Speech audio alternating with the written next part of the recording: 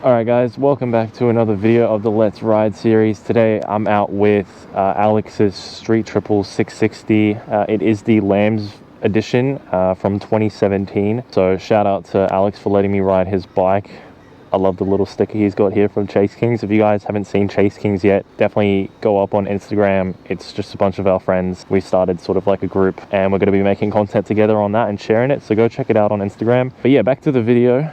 We've got the 2017 Triumph here, beautiful beast. I love it, all in the black with the blue aftermarket bars and the bar and mirrors. So we'll just go through some of the mods. He wrote a list for me to talk about, so I'll just go through what he wrote for me. He's got the unknown eBay exhaust with the Yoshimari sticker, I think, on it, or it's like an actual print, I don't know. He has had it de-restricted and tuned, and it's making somewhere between 93 and 98 horsepower. The blue anodized Fat Boy bars. And he also stated that it's one of the only Lambs bikes I know that has the option to switch between 50 horsepower and full power from one button.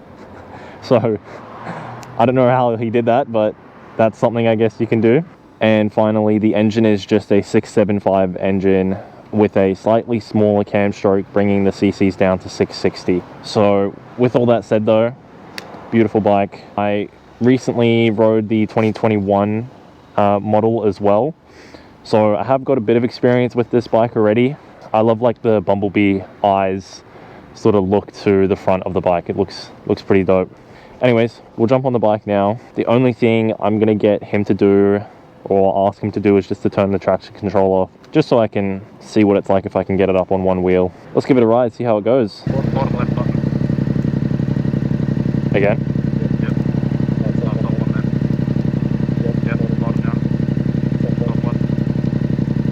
Sorry, it's really good. Get back to that menu. Yep. Again. Okay, bottom one. Top one. Bottom one.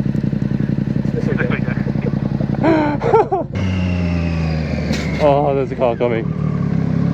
I'll go after this. Oh no, that's good. Yeah, I'm good.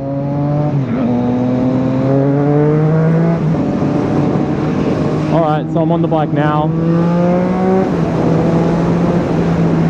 Straight onto the freeway. This bike's sick. I love the blue. Like, I love the quad lock, this, and the mirrors as well, also blue. Even that little bar and part piece there as well, also blue. It's sick.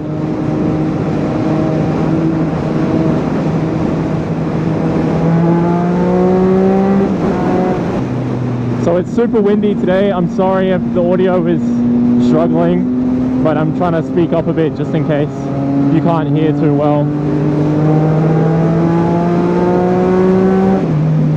I'm gonna do a pull for you guys because this bike,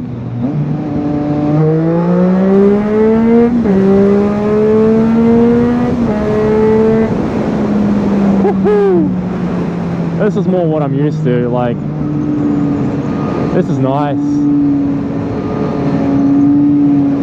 I rode my other friend's Street Triumph recently as well, and I think something that I mentioned in that was, why do people talk so much about an MT-07? Yeah, I mentioned saying, why do people talk so much about an MT-07, or because an MT-07 is a really, really popular bike, and this one, I don't hear too much about this bike, and I was wondering why, but I think it's really just because this bike costs a bit more, it's a bit pricey, about a few grand more than what an MT-07 does, as well as Alex did mention that these bikes tend to have hot start issues. It's not a big major deal, but obviously, you know, a bit of a concern. Whereas when you think about a Yamaha MT-07, a lot of people just say that there's big issues with the suspension. So this bike doesn't have a quick shifter, which is a first of like most of the bikes I've ridden so far. They all seem to have quick shifters, and I'm like always craving to have one.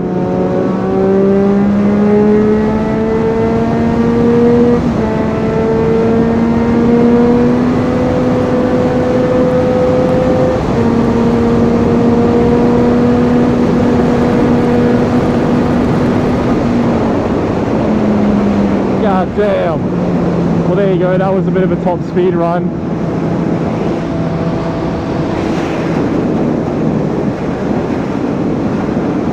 I really felt the wind on that though, being on a naked bike and not a sport. The wind was going against me then.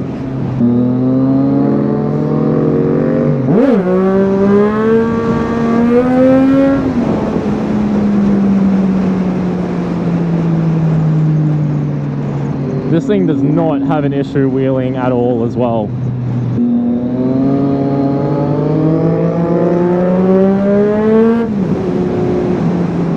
These are some good roads as well. Good weather for it. If I could go back and choose which bike I'd want to start with for a Lambs bike, or I'm not sure if this is available for an A2 license, but possibly this. Like, I know it costs a bit more, but this is like...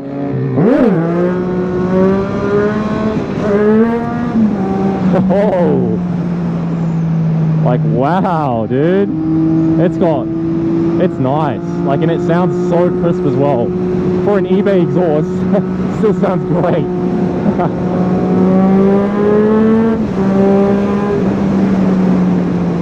Feels so good.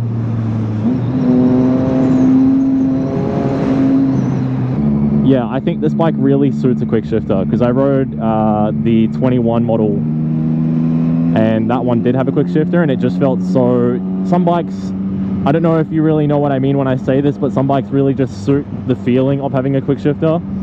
Some you can get away without having one. Like, I don't really know if you know what I mean when I say that, but this bike just, when it upshifts and it has the quick shifter, it just sounds and it feels so natural.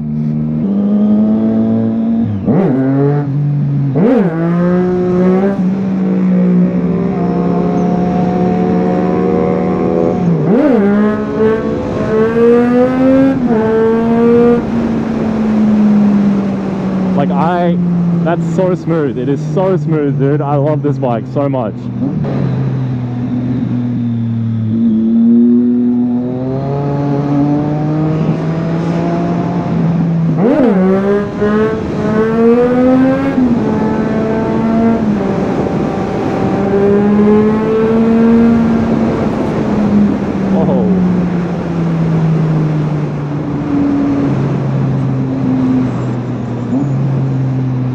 Bit wobbly.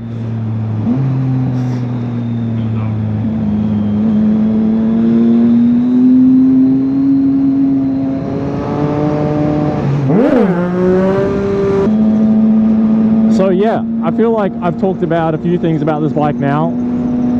Again, there isn't, I just asked Alex like what he thought maybe were some big cons about it besides the hot start issues, sort of the price tag initially when you go to purchase it. For a beginner market sort of appeal, I guess the only thing sort of lacking is the stock factory seat he mentioned, and I guess I can sort of agree with him there. Like, I've been sitting on this bike for about 20 minutes or so now, and I can also say, like, for a naked, like, sport touring sort of styled bike, I can see how this bike can get a bit uncomfy after a while, because the seat isn't the most cushy thing ever, but I still, like, it's still a good bike all around. It's a lot of fun, I'll say that.